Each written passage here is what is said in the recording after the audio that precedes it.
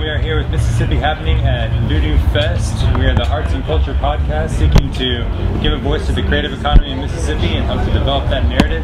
And we're lucky enough to have some time with Mr. David Stewart here today at Voodoo. He's performing. And gosh, you are a director, you've written musicals, you've written books, comic books, really, you know, run the gamut of creative exercise, and that's something that we really try and celebrate with our program. Yeah. I wanted to talk to you today because you did a documentary about the blues in Mississippi. Deep Blues, yeah. Deep Blues, a musical pilgrimage to the crossroads. Exactly. Well, yeah, that was a title that was put on later by a DVD distribution company, I think. But it really was, you know, it was something close to my heart because I lived in the northeast of England, kind of cut off from most things. You know, we could listen to radio, BBC, and hear, you know, the Beatles and things like that. But a cousin of mine moved to Memphis, and he sent some vinyl albums that were blues. And I was about 14, and then my brother went to college, and he came back with Bob Dylan's first album, and I was listening to like Mississippi John Hurt and you know Robert Johnson, and my brother had left his guitar behind when he went to college, and I started to pick it up, and that's what I basically learned to play, was early blues music and Bob Dylan songs. But I think he was also listening to these blues records too. And so years later, when I had some money, I decided to pay for a documentary and produce a documentary. And this great guy called Robert Palmer, who was a real sort of authority on blues music and wrote for the New York Times and Rolling Stone, he agreed to narrate it, and it was a great experience for me because, funnily enough, I didn't want to be in the film, but when we were trying to get the film distributed, because the TV companies didn't know, or the DVD distributors didn't know any of the artists, you know, Jesse May, Hemphill, R.L. Burnside. To me, they were like, wow, amazing. So they said, if you be in it a little bit. So I just went in at the very beginning and sort of set up the thing, and then the movie carries on.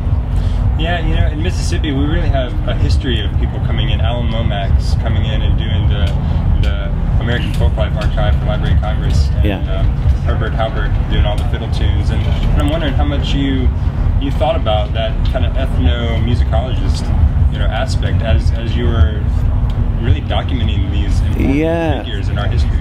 Well, fortunately, we did have Robert Palmer, who was he was kind of obsessed with the blues and wrote about it, and he wrote the book Deep Blues, which inspired us to make the movie.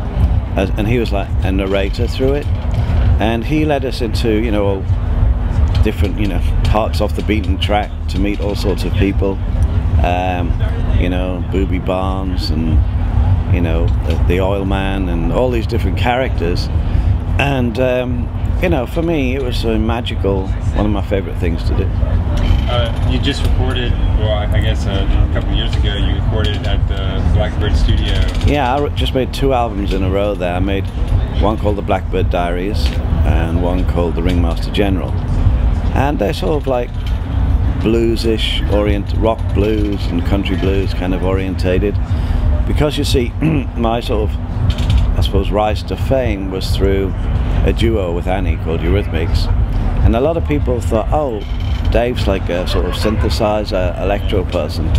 Which at that period, the reason why I did that and stopped playing the guitar, because in Britain we just had, you know, the whole sort of punk movement with the Clash and the Sex Pistols and all these amazing bands, that it was pointless, like, just being an ordinary guitar orientated band, because it kind of smashed walls down, you know.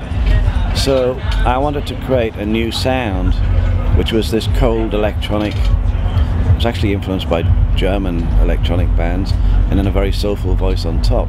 But as soon as we had some success, I started sneaking in the guitar like Missionary Man or Would I Lie to You and Back to Stax and blues and you know, I want to shift gears and talk about the creative economy. Mississippi has recently kind of embraced the idea that art is something that can really become a driver for progress. And the Mississippi Arts Commission has really worked hard to partner with the governor to push this initiative. And you wrote a book called The Business Playground. And you know, one of the hardest things about pushing the idea of the creative economy is to help people understand that it's not just about artists themselves, but it's about bringing creative thinking into management and business. And I was wondering if you could offer some advice or thoughts on how you really introduce that idea to people who aren't familiar with the arts.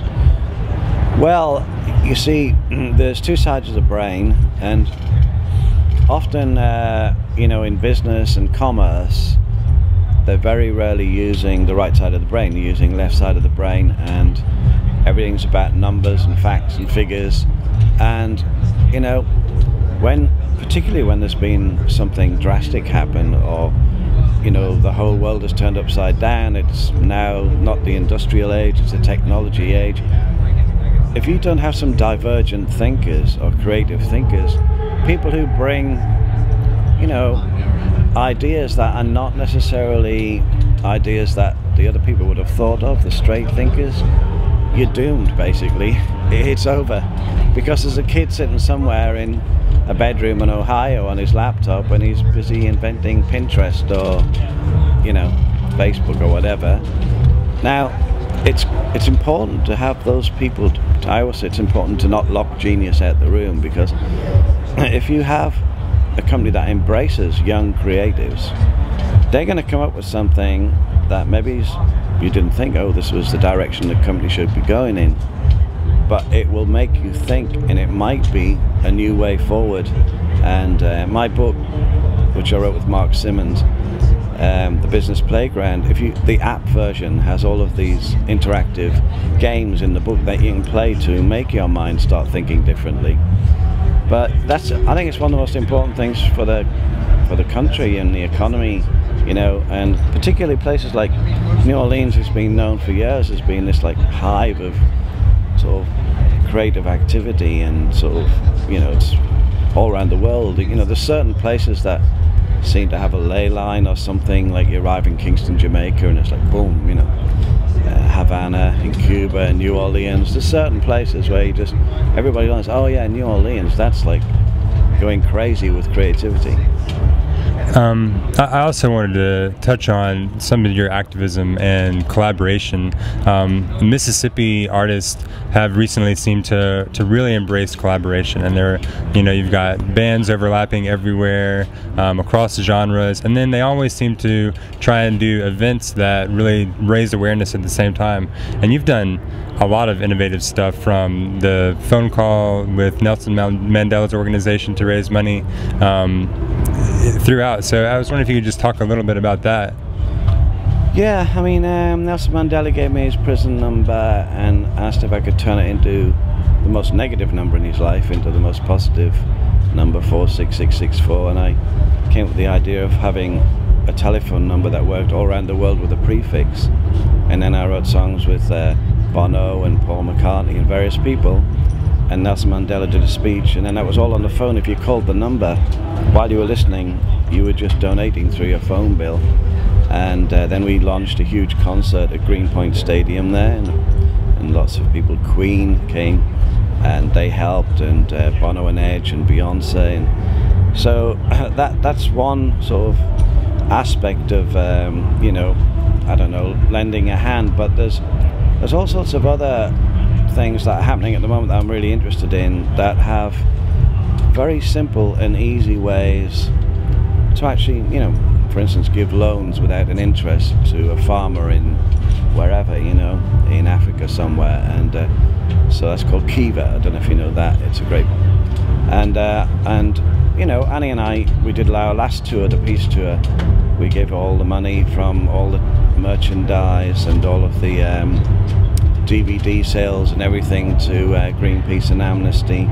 But we also had the Amnesty officers use our backstage and bring in and enroll people and all that stuff. So I've constantly been sort of involved for about the last 30 years in lots of different institutions like that. And just one more question, kind of along the same lines. Something I found really innovative was that not only did you come up with particular projects for particular causes, but that you got together with Greenpeace to make the think tank. And I was wondering, you know, how you approached trying to bring people together to just be a brainstorm collective. Well, I actually created my own company, which is called Weapons of Mass Entertainment, which is like an idea factory. And I sort of created a place in London that's also, it's called the Hospital Club, but I call it a talent brothel, but it's like, my idea is always like bringing divergent thinkers together and coming up with something. So, you know, there's lots of companies out there that are really doing all sorts of things that we maybe don't agree with, you know, like gene companies that are, you know, using child labor or using the wrong chemicals and washing. And people can just protest and, you know, really complain about it, but what I think is, if you have creative thought patterns, you can approach them and say, look, we'll help you sell more jeans if you do it this way, and or we'll help you sell more cars if you do it this way, and I like that way of, you know, moving ahead. It's less confrontational. It's kind of a Trojan horse in a way.